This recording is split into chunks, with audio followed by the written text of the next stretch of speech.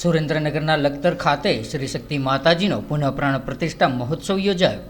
ડેરવાડા ખાતે ક્ષત્રિય સમાજ દ્વારા ત્રિદિવસીય પ્રાણ પ્રતિષ્ઠા મહોત્સવનું આયોજન કરવામાં આવ્યું હતું. ત્યારે વાત કરીએ તો લખતર તાલુકાના ડેરવાડા ગામ ખાતે શ્રી શક્તિ માતાજીનું કલાત્મક અને નકશીકામયુક્ત શિખરબંધ ભવ્ય નવ્ય અને દિવ્ય મંદિર બનતા શ્રી શક્તિ માતાજીની મૂર્તિની પુનઃ પ્રાણ પ્રતિષ્ઠા મહોત્સવનું ત્રિદિવસનું આયોજન કરવામાં આવ્યું હતું.